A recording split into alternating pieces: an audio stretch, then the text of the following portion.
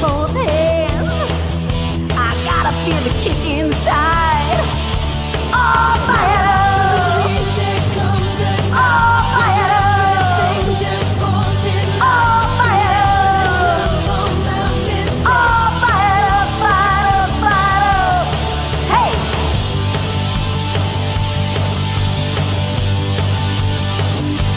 Ain't nobody living in a perfect world.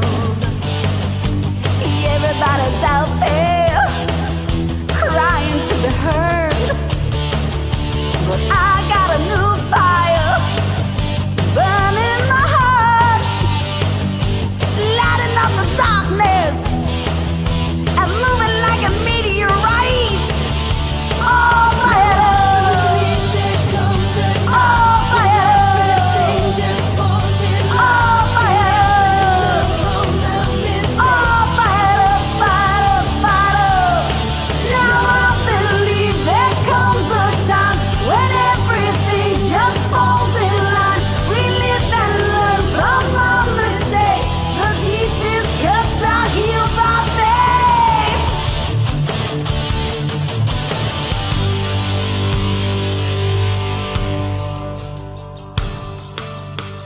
Now I believe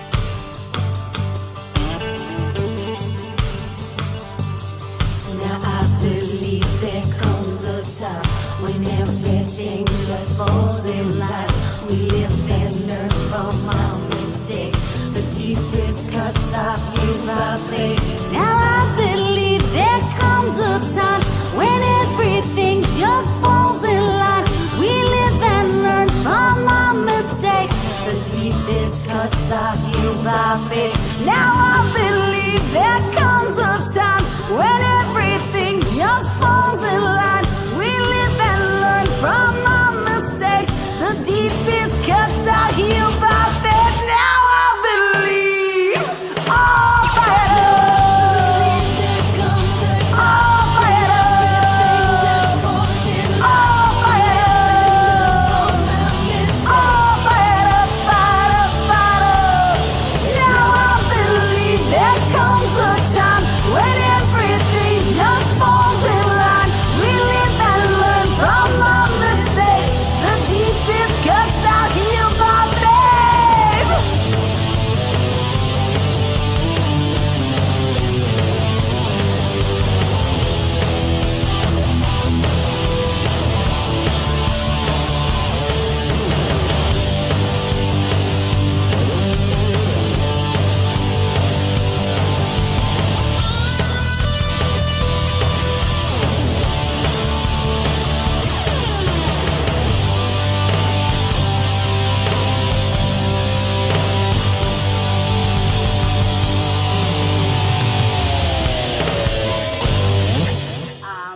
Welcome to RenéMarie Stroke of Luck. This is the second show. It's called A New Path. I thought it was really interesting I always think about the show. I always kind of pull it together and then I'm like, what would be the best title, right? And we're all going down a new path. It doesn't matter whether it's today, tomorrow, yesterday. We're all kind of trying to find our journey down a new path. And Celeste is back and Ashley's back from the first show. And thank you for joining us once again. I know it's really a lot of time dedicated and gifted to us on a Sunday morning, especially. So thank you so much. And then we have Dr. David Moore. Dr. David Moore and I had met, it's got to be over 10 years ago when I worked for the Wanaque Reserve. His mother had bought a condo in the Wanaque Reserve. And I remember meeting you in the clubhouse and us chatting and us connecting then. And you had mentioned when we talked, and we'll get into this later on, that I had asked you to be on my show back then, which is, I was doing it back then. So I don't remember that. So I have to look through my files to find you on my show. Before we get to the show, though, I do want to talk about the, what is it called? The comedy show we're doing. Please join us to the comedy show, the October 3rd, A Night for a Cause. We have wonderful sponsors. I know I said this in the last show, but I want to make sure I say it again on this production. I want to thank Diane Bromberg for her incredible, selfless dedication to the health industry. She really does try to just help everybody. She's a helping hand. And she actually found these sponsors for us, which are a part of her group, which is a senior resource group of New Jersey. She does an incredible job. You can look on our website, RenéMarie Language of Love. You can look on Facebook for her, Diane Bronberg Stern. She just, I can't say enough about Diane.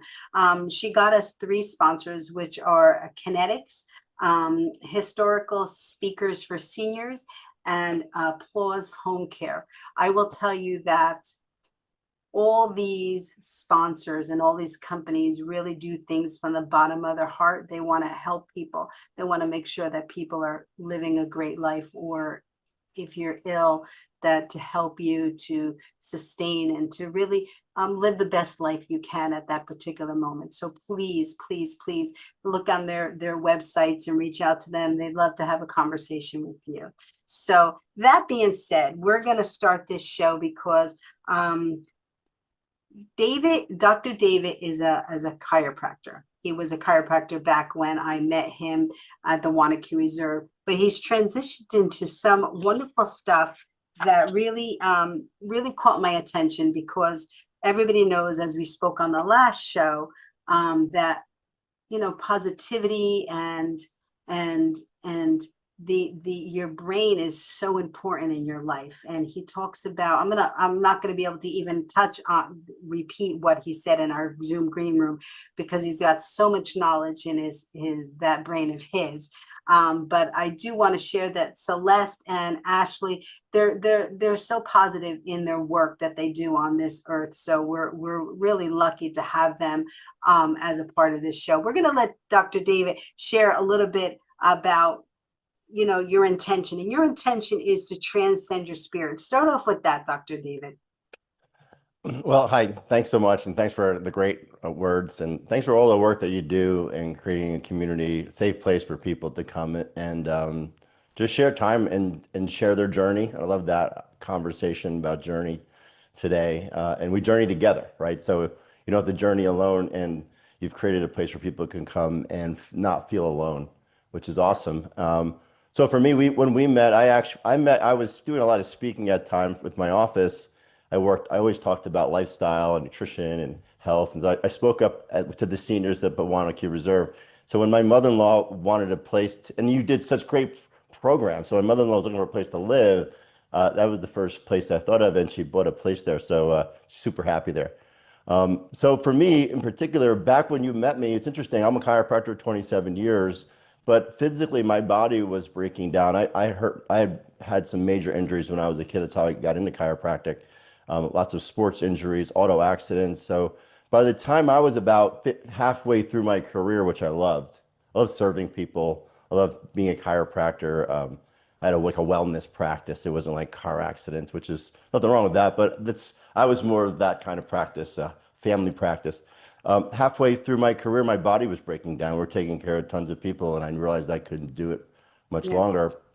And as a chiropractor, seeing the results of what happens when your body breaks down, like decades down the road, I knew I was causing more damage helping people, and I was in a really tough place. So out of kind of trauma, I was like in a weird spot. And at that time, I knew I couldn't do it much longer, and I was a little freaked out, right? So I was on a Friday night, I bumped into a friend of mine who's a super successful hedge fund guy, Cantor Fitzgerald. We used to work there. And he had been to 9/11 on 9/11, and he came to work late that day, and saw many of his colleagues, perish, people jumping out of the building. He spiraled into this alcoholism and addiction and all this crazy stuff. So this is years later, and he was no longer dealing with that anymore. But he kind of asked me if I'd ever heard of transcendental meditation, and I had never heard of it. So half listening to for him, and half I got to do something to deal with my anxiety and stress. I don't know what I'm doing with my life, and aches and chronic pain. And so that's kind of probably when I met you at that time in life. That's when I started to explore that. And I explored breath work and ways to manage my autonomic nervous system.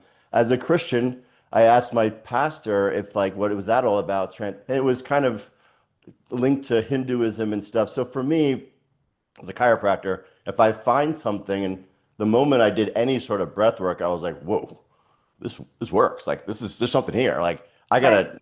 So Right. as a chiropractor and as a service person, as you guys are, it's like, how do I learn this for myself? And more importantly, how could I teach this to people?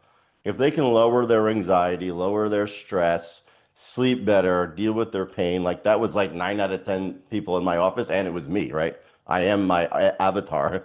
So I was like, I gotta learn how to teach this. So that started me on a journey of kind of understanding how to regulate the autonomic nervous system.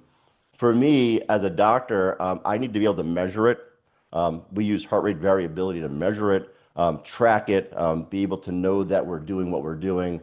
So it started me on that journey, and since then, we've created this program called the Breakthrough Blueprint, where we literally are able to regulate people's autonomic nervous system, which is what runs your physiology, what runs your health, through some pretty cool tools.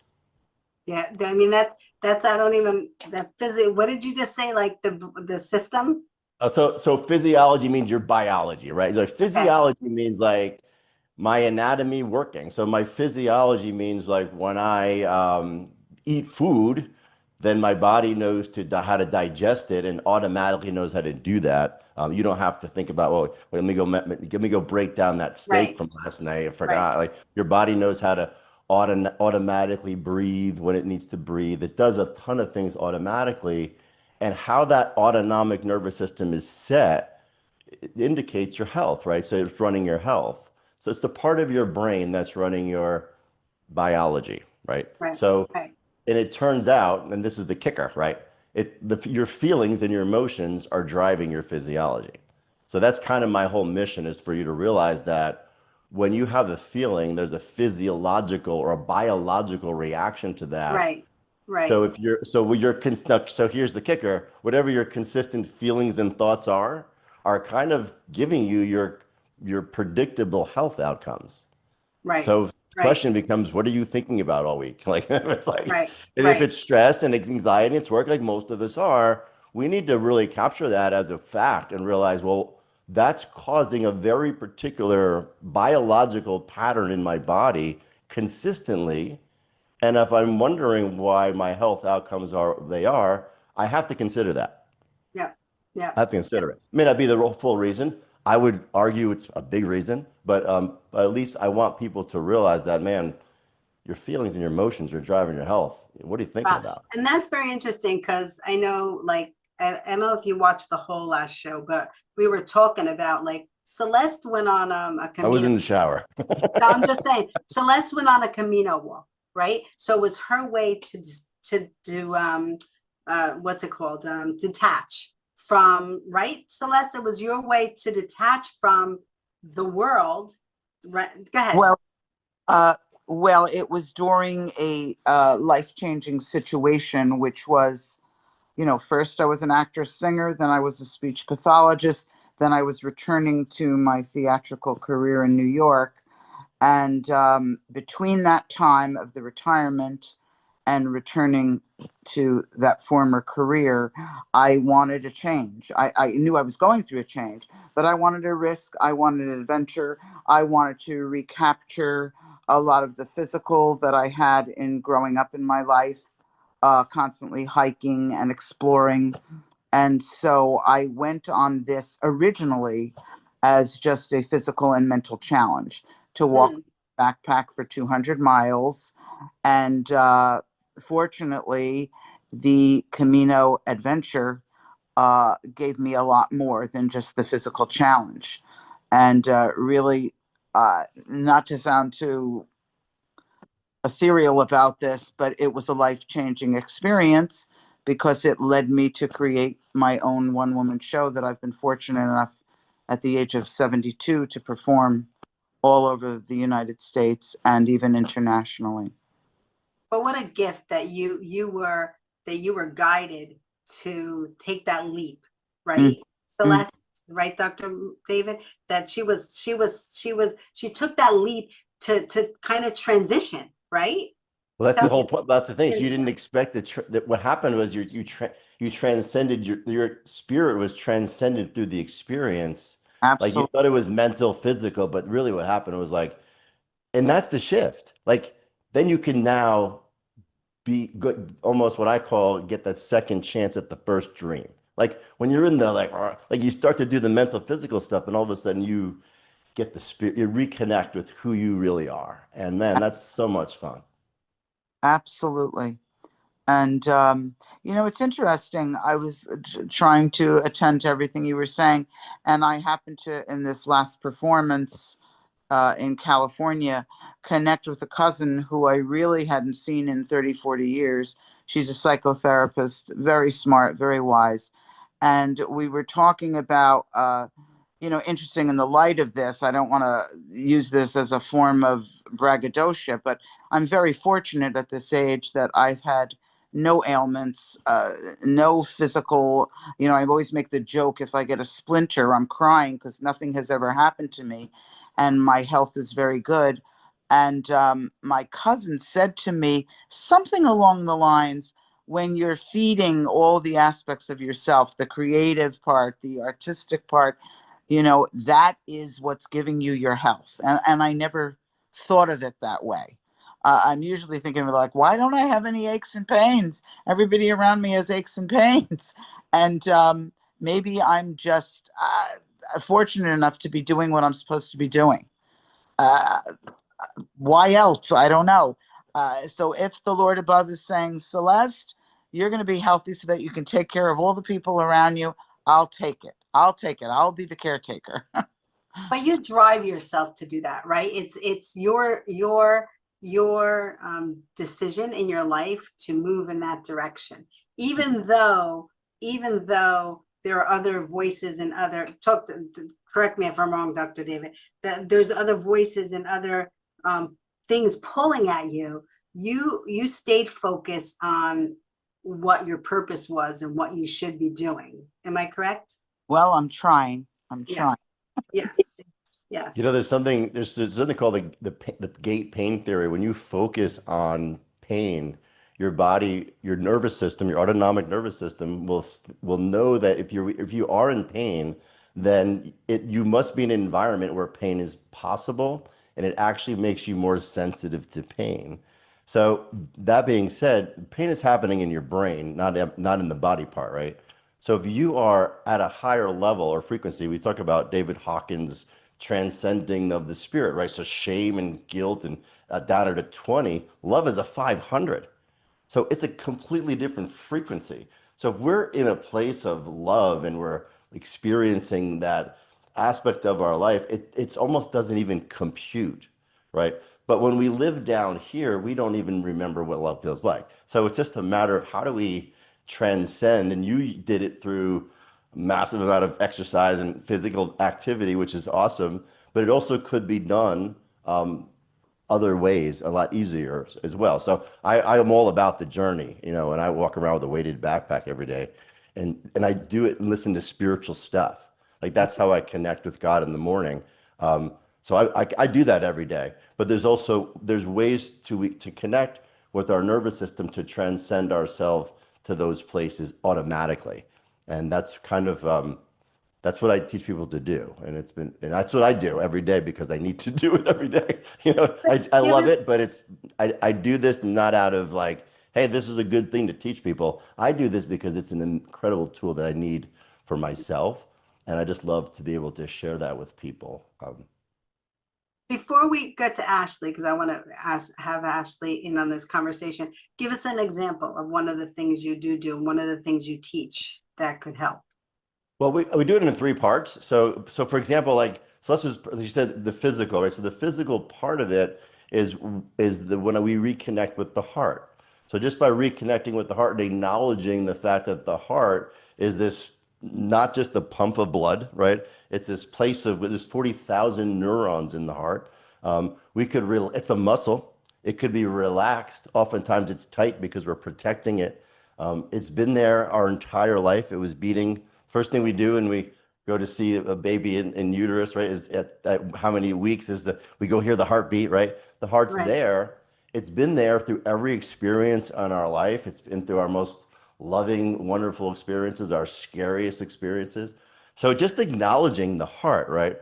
So what we do, the first part to reconnect with the heart is just breathe through the heart. We take our focus away from our brain and we put it around the heart. You could actually relax this area and breathe through that area. So there's a very important element, and that's how we connect with the physical body. Most breath work is like that. Like it's you're breathing through your heart. So we start where most breath work kind of start and stops, but that's a very important piece to it. And then the next piece is reconnecting to the mind. So it's a heart, mind, spirit process.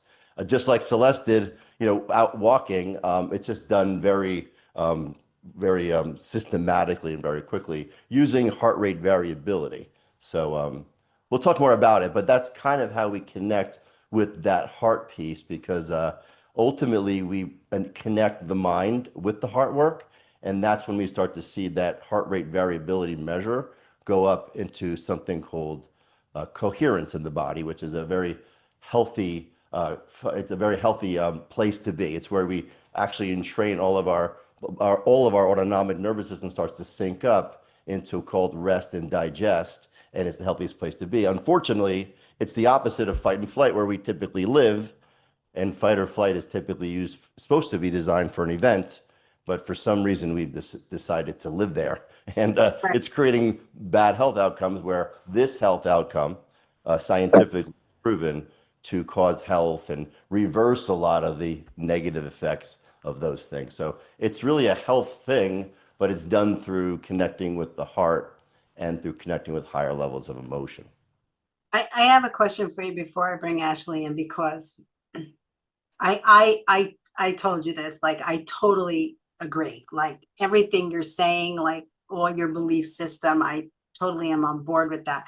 What I think is hard for some people to gravitate towards that is, how do you get people to understand it, right? Like I am in line with you, and I understand it, and I get it, and I work on it every day. But somebody that's not in that place, and they are having, they had a stroke, and they have to understand that that your mind plays a big part, but then your mind has had a trauma that it can't grasp it. So what do you do about that? How do you navigate around that? How do you get them to slowly understand that? And maybe it's a hard question. Now we're moving to the mind, right? So Yeah, we connected yeah, with the heart, right? yeah, yeah, the That's mind. important. Yeah. So now, how do you get to the mind? Well, when I work with my clients, what we do is first of all, have you ever been super happy? Ever Hmm. had that moment? And so we want to get to that place where we can tap into that feeling, right? Thoughts are for the brain, feelings are for the body. Okay.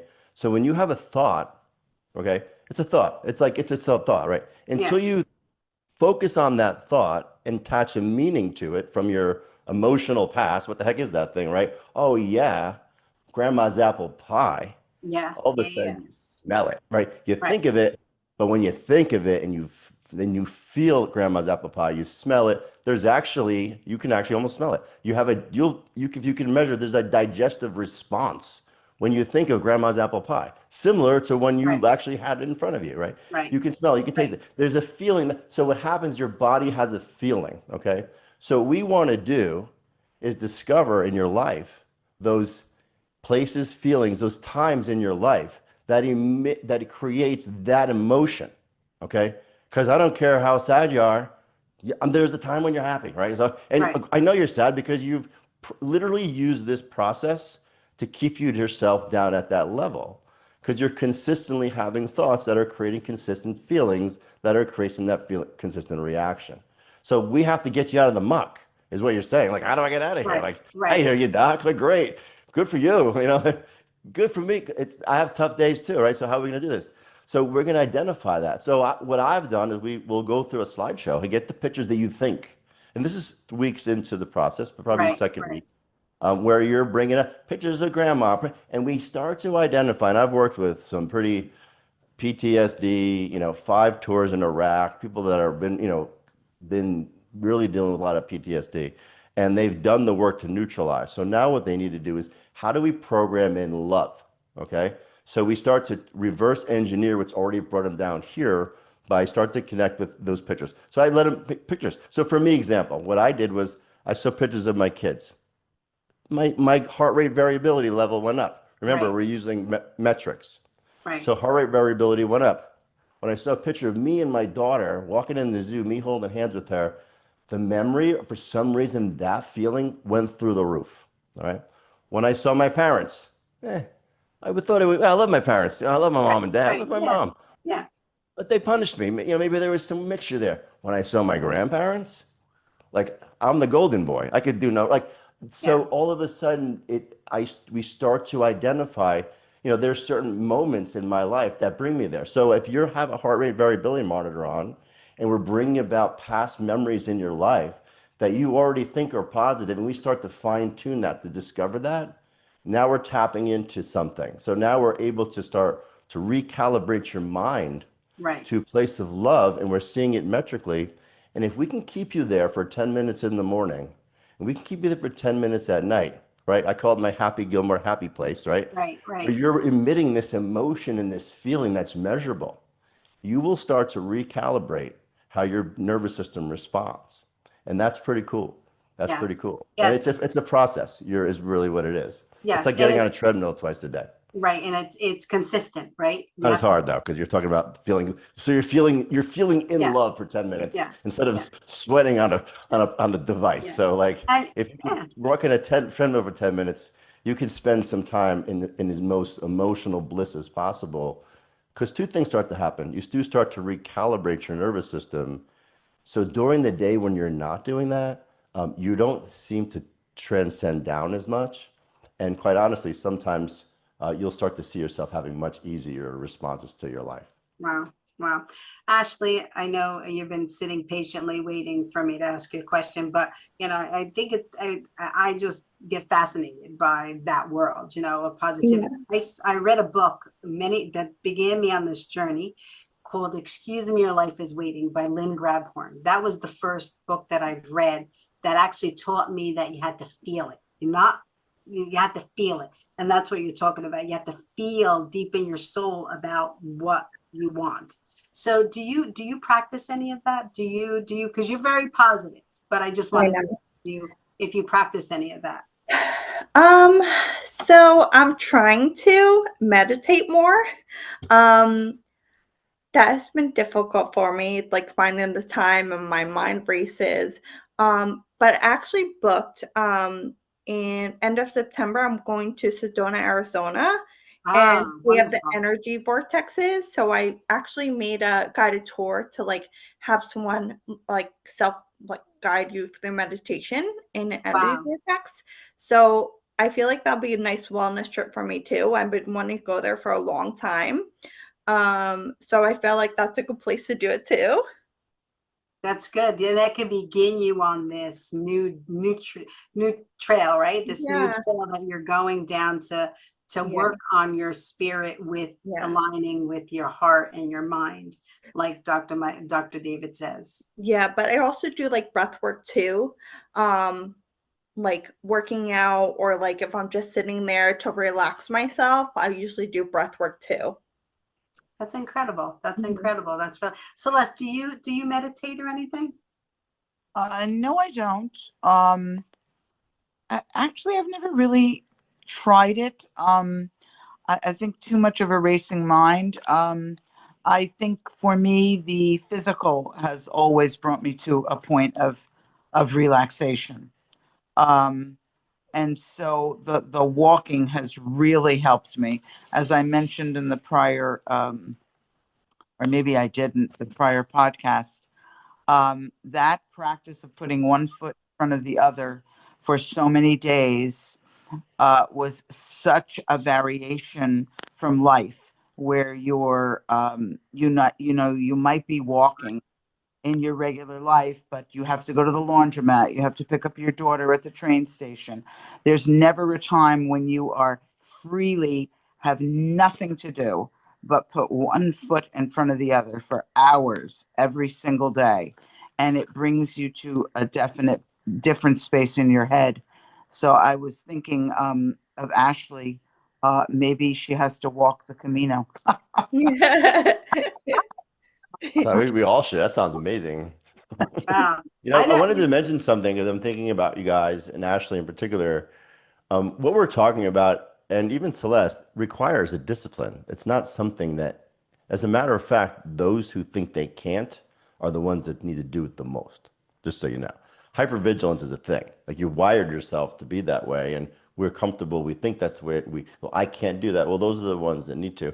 And there's something called neuroplasticity, okay? Mhm. So by forcing yourself through what seems to be impossible, even when it is impossible, and not winning every time, but forcing your butt into that seat.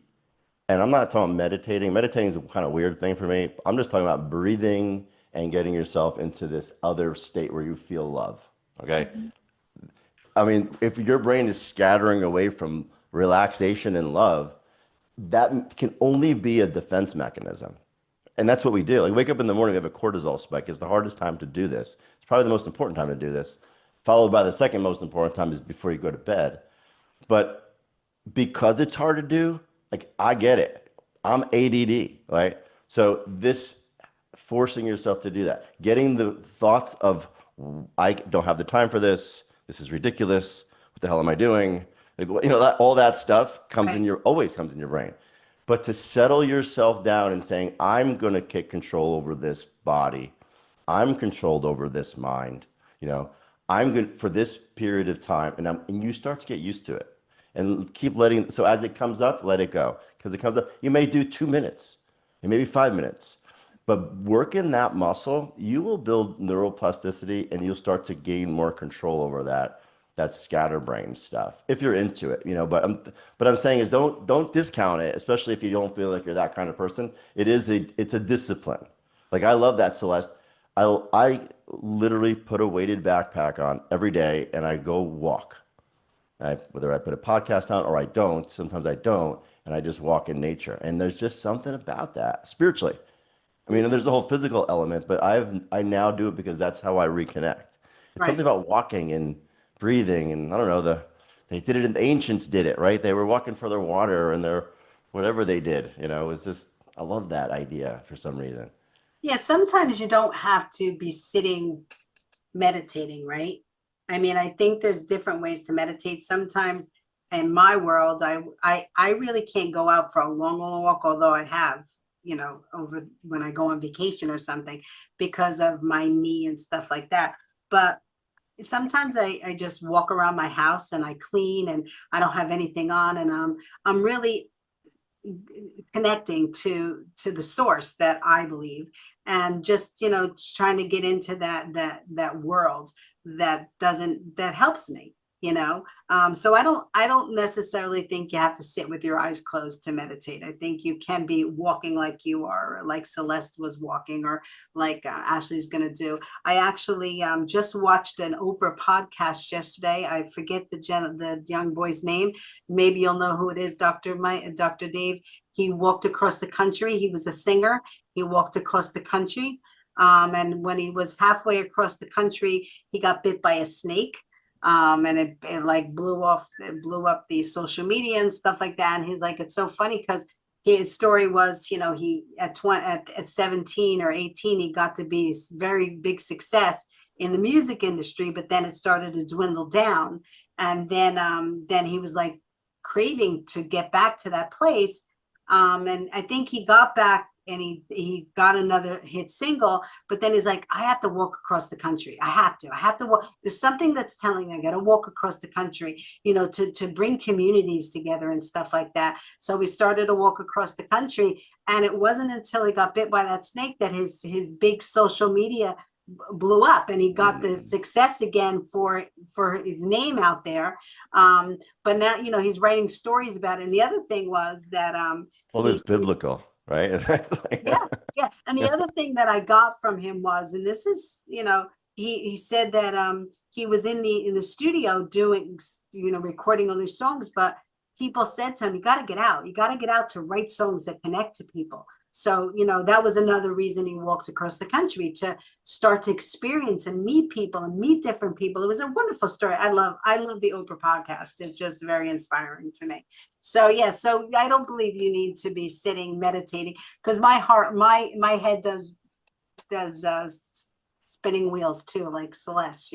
Well, just also realize what I'm doing ultimately is to drive you into something that's a healthy perspective. So remember, as a chiropractor, I'm not a psychologist. Yeah. I'm a human Yeah. being, and I love connecting with people so they feel better. But the truth is, as a doctor, if watching horror films and like whatever evil news made you healthy, then I'd be telling you that's what you have to do to get healthy. So I'm just happy that it's not. And Yeah. because the purpose is to literally start to see what becomes the healthiest state of your healthiest state you can have, right? So we're talking about stress, chronic stress, being in fight or flight, causing top killers in our country are heart disease, heart attack, right?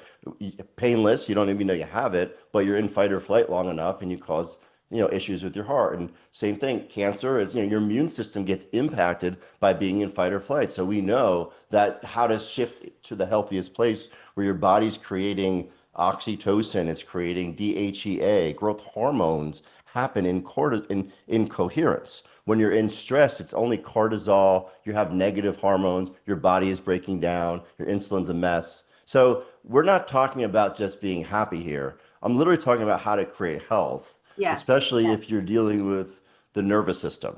Yeah. Your limbic system gets hijacked, right? Your amygdala is firing off like crazy when you're under stress. So there's and even when you go to sleep, you think you're resting, but the hormones have been pumping all day. That's why you're waking up at night, even if you get to go to sleep. So there's a lot of things that we're helping people with, not just feeling better. So it is important to take control, know that you have the ability to regulate your autonomic nervous system. It's also important to realize that most people's chronic illness is a result of dysautonomia, or their autonomic nervous system is off. So the ability to regulate that definitely goes beyond just feeling better. But like I said, it's kind of a fun way to do it, because now you're really connecting with love and appreciation as the vehicle that drives those higher healing version of you, as opposed to staying in a place that is never even tapping into that. Right. Excuse me. Talk to us about this, the brain body breathing, the free session you have online. Talk to us a little bit about that. Great. So School Community, SKOOL. I don't know if you guys are familiar with that. They thought no one middle-aged would ever leave Facebook, but I've gotten 60. You said 65. I don't know how many's in there. 65 or 75 people are in my community now. And what it is a place where I'm having this conversation with people. It's free. There'll be a link here, I'm assuming. Yep. But what I did was I created a little course in there. It's a 20-minute modules each. It's 1 hour. The last module is my breath technique. It's a breath technique. And I bring you through the idea that your thoughts and your feelings are driving your physiology. I show you how you have 60,000 miles of blood vessels in your body. There's a middle layer called the tunica media, which is a muscular layer, which allows your blood vessels to constrict or to dilate. So your autonomic nervous system in a second can constrict 60,000 miles of blood vessel, increasing your blood pressure or opening them up. So there's such power over your autonomic nervous system in an instant. And you should understand what's going on when you have feelings in your body on a physiological level. And then I show you there's ways to regulate it. And then I show you how to do the breath work. So it's a cool little course, but it's a great way to connect because it's a community. We post in there, people talk in there. And it's also, there's a link in there that I have a free get acquainted call. So if you're having issues or you're concerned about your health or your physiology, or trying to control your racing thoughts and things like that, I love getting on phone calls with people or Zooms with people. Yeah. I'll spend 20 minutes with you, whether you work with me or not. It'll be valuable. We'll get to meet each other. I learned so much from those calls, Yes. regardless, that it allows me to help people. So if you're even considering, or you're wondering, or you're curious, we'll book a call and we'll hang out for 20 minutes and we'll see what's going on with you. And if there's something I can do to help you, and maybe there is, or maybe there's not, we'll still connect and become friends and find out how to help each other. Yeah, that's like that gentleman that and Celeste met two sisters. Tell David a little bit about, just really quickly, because I know you said in the first show about your journey, and you were by yourself, and all of a sudden you met two sisters, which are actually sisters, not nuns, which I thought were nuns. So she met those people, and they're the ones that made the difference in her life. So tell David a little bit, Dr. David, a little bit about that. No, I began the hike with the two sisters. Oh, you began the hike. My pace was faster than theirs. I thought this was going to be a piece of cake, but they were elderly warriors. Their longevity was astounding. They challenged me in ways that I could never imagine. And this was, as my first director said, you'd never have a show if it weren't for the incongruity between you and these two crackpots. Kind of funny to think, but this is what really created the show, being with people so different than myself. And I just want to insert here, it's kind of off topic, but on topic, because my brain is firing with listening to Dr. David. There's a section, I want to refer everyone to a Stuart Brown.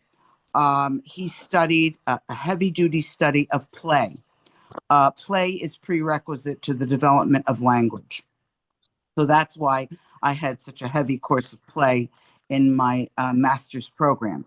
He suggests, and this is in my show, he suggests that as adults, we should return to the roots of our play. He suggests that we explore backwards as far as we possibly can to the most joyful, playful experience that we have ever had in our lives. And he suggests that we work to insert some form of that play into our adult lives. And without even realizing it, that's what the walk did for me. Because as a city child, every single weekend I was hiking, I was traveling the brook up to the Garrett Mountain, and I realized through the walk that that's what I was doing. I was replicating the form of play that gave me so much joy in my past life. And just recently, I, with my daughter, did an Alaskan glacier hike. Rather than do the helicopter, I did this hike. And it was beyond my capability. People have corrected me. It wasn't beyond my capability because I did it. It was harder than any day on the Camino because it's too, for me to be climbing hand and feet on rocks was just excruciating. But the only thing I can tell you is that I can't even describe it with words. That day of pushing myself to that kind of extreme brought me to a different headspace that I wish I could replicate in my life. But the bottom line is I want to refer everyone to Stuart Brown and his teachings. And even you, Ashley, to think in terms of that. What physically in your past was something in a form of play that you can replicate now. Because I can only tell you it brings you to a different space. And that's exactly what Dr. David's teaching, right? Did Well, you I ever? was about to say, that's so awesome. Like, so if you closed your eyes, right, and you put yourself in that place at that time, and you just remembered it, you would feel it. And what I do now is, like, for example, I was in Malibu and it was just, we're with my family. We're at Point Doom. It's like looks over. It's where they filmed Planet of the Apes, that beach. But it's the point on. It's the cliff over it. It's beautiful, and it was just a beautiful moment. And I had this like almost coherent. I have these it's the opposite of an anxiety attack. When you do this work a lot, you start to sink into that. All of a sudden, the breath comes in, and your heart opens, and you feel it. So I'm in Malibu, and I have this in this moment, and the sun is shining, and I have this moment. So I take a picture with my phone. So what I would do for you is when those moments happen, take a picture with your phone. Yeah. And then you could always, and you can see it on your computer and you can bring it up and you can always experience that again. Because that feeling is what you're really looking for. And you don't have to go, it's almost like, how could we bring those feelings back into our daily life again? And I love that. How lucky I am that every time I perform this show, every time I get to that section, I am repeating that. And that's your job as an actor, is to make it for you. And I have that good fortune of having all that exists for me every time I perform. Imagine they're all in here, by the way, all those amazing thoughts. I work with a veteran, horrible PTSD. When we started to speak about what brought him love, he remembered his grandparents. And like, here's this guy who's been through all this stress. So I'm watching him, and we're on a Zoom, and we're going through the technique and the breath work, and his eyes are closed. And I'm watching him, and I know what he's thinking, because in his heart rate variability is going through the roof. And I'm watching this guy who's been through much stuff, and the smile on his face as he's breathing, like I can almost get choked up. For me to have that experience, watching him Right. be happy and feel like, and so my point is, we don't get older, and I love, Celeste talks about our old life, but like, our old life is still in there. So we tap into those times, and we can emit those emotions and feelings, especially when we were younger.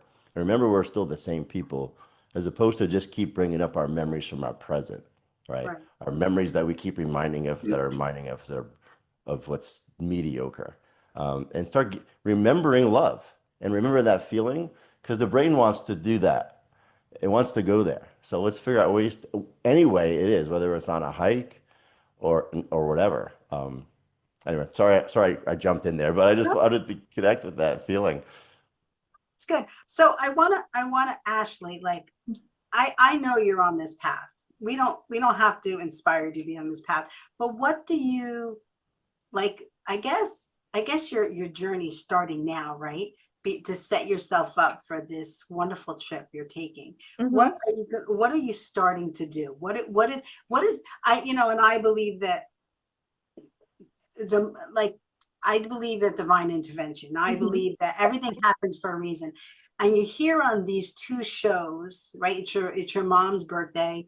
You hear on these two shows, you're telling us about your trip to Sedona. So what are you gonna capture from Celeste and Dr. David's information to take with you? Yeah, so this is a big trip for me because I used to travel pre-stroke by myself a lot. So this is like my first solo trip after my stroke. So it's really big for me. And I've been saying for a long time before my stroke happened, I want to go to Sedona, Arizona. So I'm like, this would be a great time to go. I'm just going to pull the trigger and go. But yeah, I'm setting up like different things to do that make me happy. Like I'm doing an ATV tour, doing different hikes I want to see. I'm doing that guided meditation. I'm doing some stargazing. I want to do like a spa day. So anything that makes me happy, I'm just doing in the moment.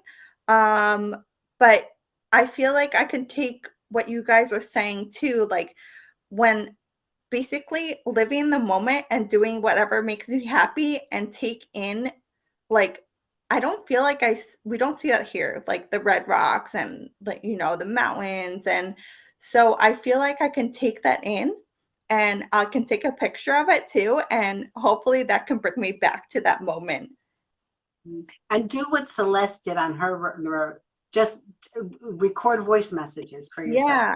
So you don't have to take the time to write it down, but just like that voice message on your phone, just record it so that you could remember when you come back, so you stay in space. That's just incredible. Dr. David, what else are you working on that you can share with us that will bring us this has been an incredible show. I just love this world, and it's lifted my levels as well. And as much as I am positive, and you always need a boost. You always need that reminder of where you need to be and where you need to go. Because I still have I have a lot I want to finish in my life. I have a lot. I want to finish my books. I want to, do better on my tours. I want to work on my foundation. I want to, aside from my other career, which sustains me in life, working for the Radburn Association Taylor Management, which is a wonderful management company. And Radburn is just a magical place to live, to work. That's where Celeste lives, in the Radburn Association. And it's just a magical place. But, I'm 63. And, if I have 25 more 30 years of really pushing for my life, because my grandmother lived till 97. So I hope to live till at least 97. I have a lot of stuff I still want to work on. So help me to work on that, Dr. David. So the things I'm working on right now, so besides working one-on-one with people, with this work, I'm also doing some corporate speaking, working with a couple lawyer seminar groups where we're going to be speaking and doing kind of talking their people down off the ledge, in their seminars. So I'm available to speak with corporations and businesses, which is a lot of fun. And that's it. I work part-time in a practice. I still have to put hands on people twice a week. I was able to get that back after being out for 3 years, and I love doing that. It helps me stay creative when I can use my hands and my heart. It's a mostly Spanish-speaking office, so I don't know. Like all I can use is my hands and my heart most of the time, and it's really what has stimulated a lot of what we're doing now, working with people. So that's it. I've got a program working with some athletes, with another doctor. We work specifically with some high-level athletes and peak performers. We have a podcast. We talk about some of the things we do with those high-level people. We do a lot of metrics with blood work and functional movement assessments and the heart rate variability work that we do to kind of peak their performance. So I work a lot with performance, but it gives me the kind of the experience to be able to help people just manage their normal everyday lives. We all have on the end of the day, you're a high performer, or you're a CEO, or you're a mom, or you're a chiropractor, or you're a plumber, or whatever you are. You're kind of dealing with the same thing. So it doesn't really matter, it turns out. So if you have anxiety and stress, it's probably affecting your health. And if you have a concern about that, I really enjoy talking to people about it and finding out ways to help you navigate that. And if it's something that I can do specifically through my free community and the program we have, or you want to work one-on-one, we kind of figure that out together. But I just take a real laid-back approach towards life these days. I not run the practice anymore like I used to, and all the craziness of that. This is my new life, which I've chosen to just take out of the fire the parts that I love, which is being able to seriously connect and serve people, and be able to do it in a way that I can physically do this probably until I'm 97 as well. Good. We'll hang out on 97, all of us. We'll get a place over at where my mother-in-law is.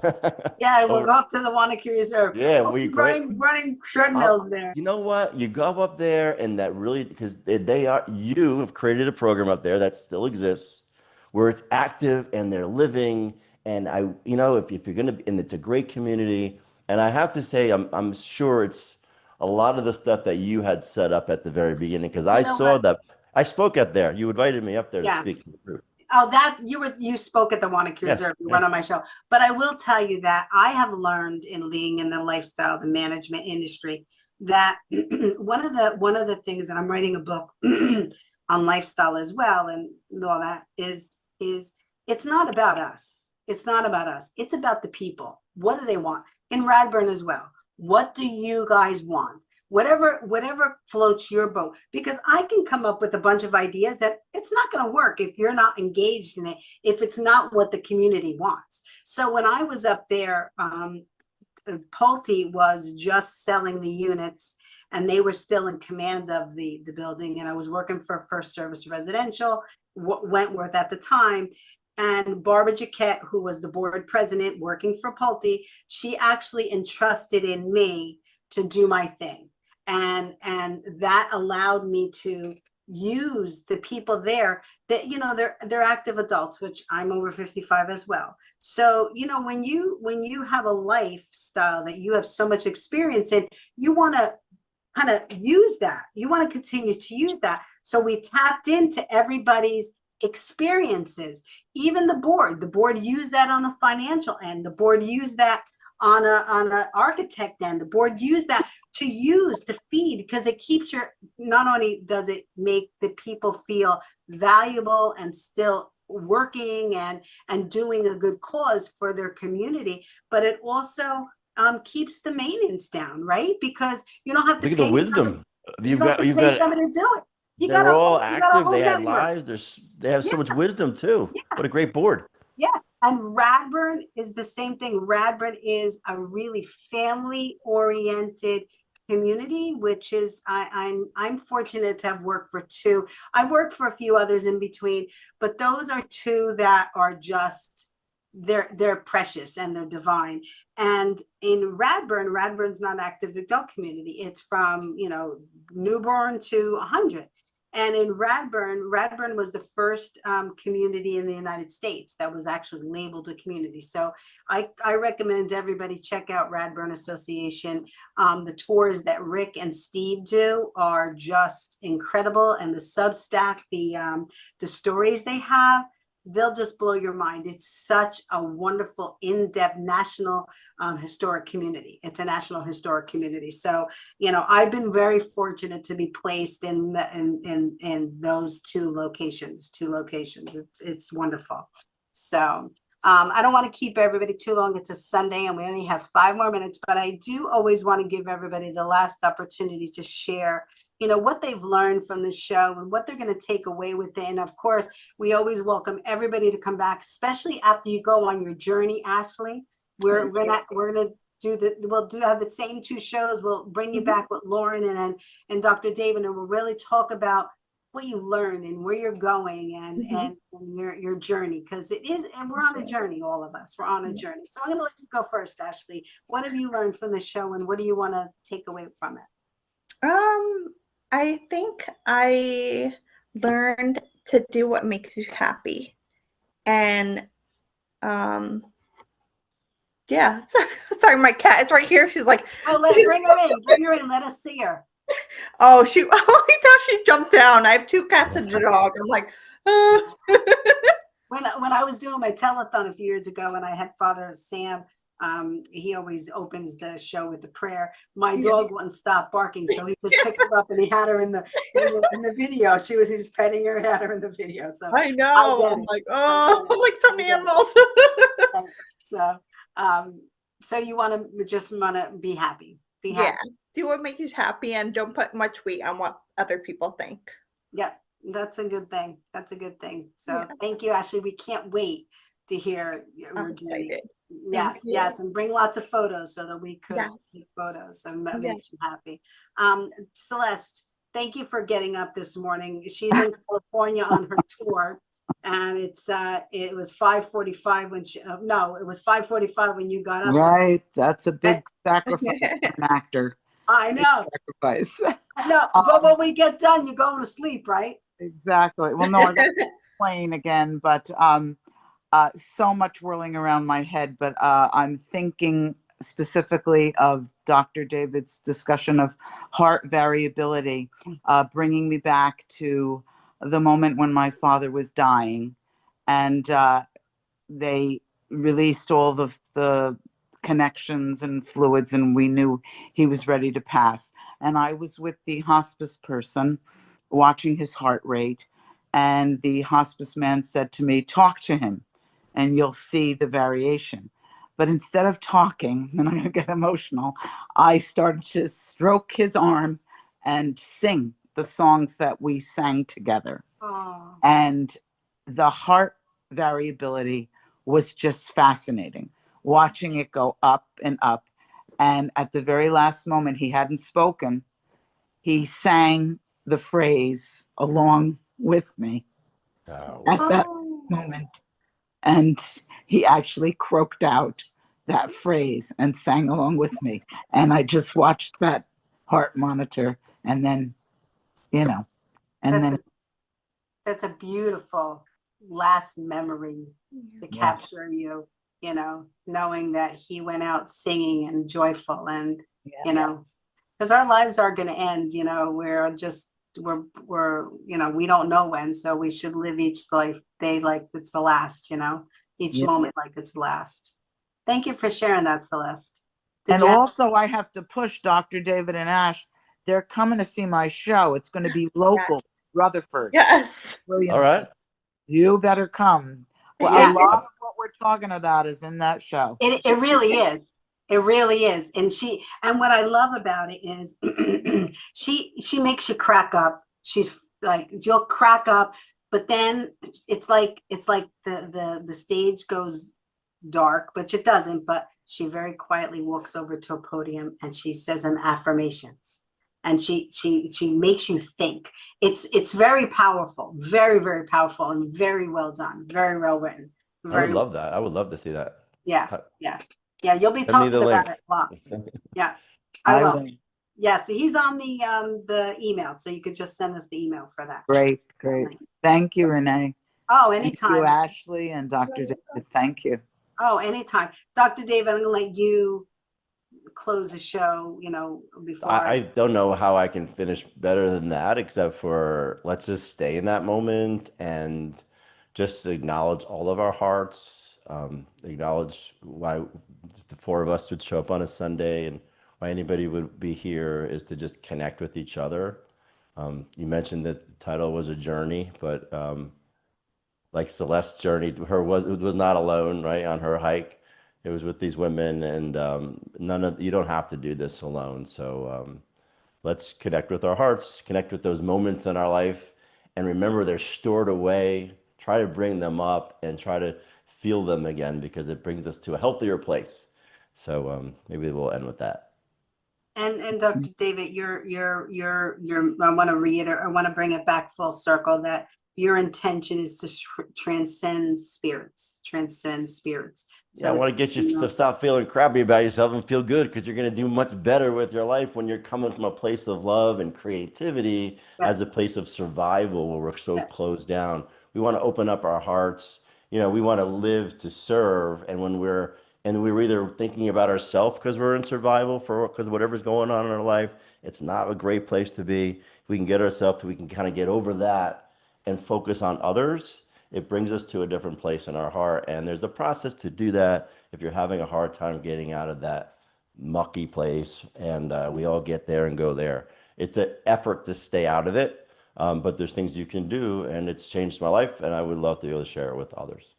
And I will share it on the rewind when I send it out via e-blast and your links and everything. We'll share your links with everybody for both of your shows, for both of your for both your websites and stuff like that. So thank you so much for everybody. What an incredible inspirational show. What an incredible day it was. Just and they really did tie together both shows, and we don't do that on purpose. It just kind of evolves like that. So it's incredible.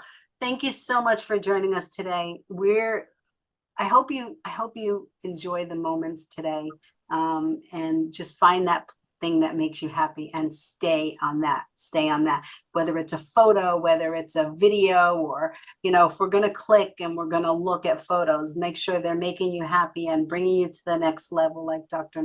David says. Thank you, Ashley. Thank you, Celeste, for co-hosting today. And thank you so much, Dr. David. On 3, we're going to blow kisses if you feel comfortable. 1, 2, 3. Bye, everybody. Have a wonderful day. You too. Yo no sé qué tú piensas, yo no sé lo que hay.